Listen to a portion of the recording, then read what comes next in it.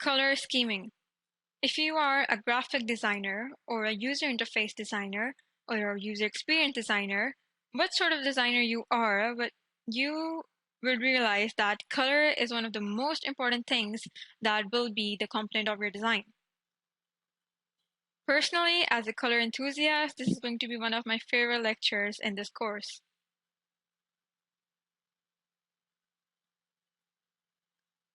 Not to get into it very scientifically, but you should know how your monitor or any screen displays colors. So the system that we use to represent colors on a screen is RGB, red, green, blue. See, a computer screen uses the colors red, green, and blue, and a mixture of these colors, as you can see right here, to display a variety of different colors, and these lights are projected on your pixels, and that is how any screen represents its colors.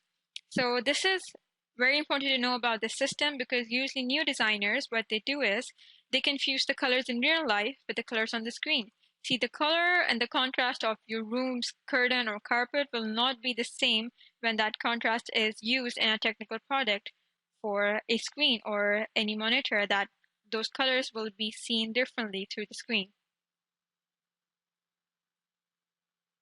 Color theory. See, the colors have a psychological effect on us, and it's very important to know about these colors because that is the sort of feeling that you're giving to your design. I'm not going to read all of these, but see, blue and green give us a feeling of peace. Blue gives a feeling of sympathy, red is giving us a feeling of passion, yellow is for fun, black is for elegance, pink is for feminism and femininity, and green is for nature, and all these colors are giving us some sort of feeling, and that is why it is important to know the right color for your technical product. This, what you're seeing right here, is the color wheel. And for any designer, it is important to know about it.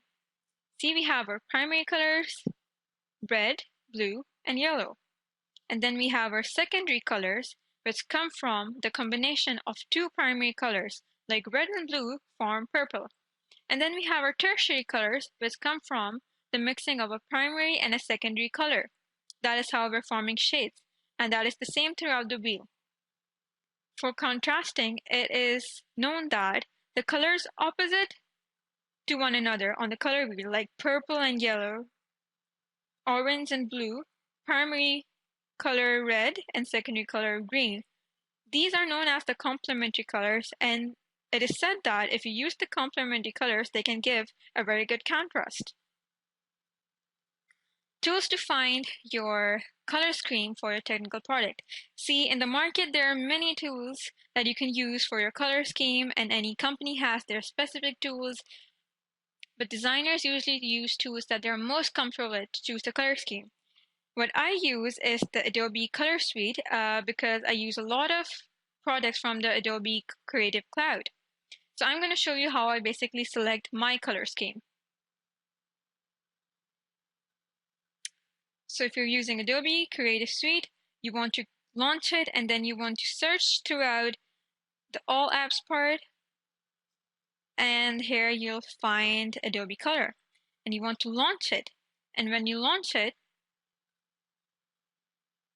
it will open up in your browser. See, it has a lot of those things that we talked about in the user interface elements lecture. It has a drop-down menu, tags, buttons, toggles, radio buttons. See, if you look at the radio buttons, you can see down here that I can differentiate between the colors I want to select. If I want to select the same kind of colors separately, individually, then you can see all the boxes are different here. I can use this option. If I want to use triad, 3 different types of colors, I can select this option.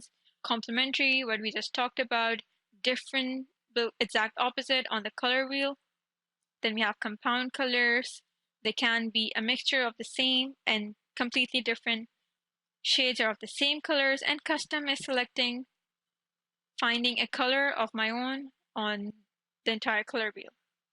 I'm going to go on analogous, and here you can see that I have this cursor, and I can move them to find a color scheme of my own. See here, I'm concentrating towards the circle. I can move it apart throughout the circle. And then here we go. Then I can actually separate them to select the colors. And this will give me a great color scheme. See here, it's all the different. Then I can use an enhanced color and concentrate on one point. They'll give me the different shades. And this is how I can save that color scheme that I'm selecting here and then use it in Adobe Photoshop or Illustrator or Dreamweaver and use this color scheme in my own design.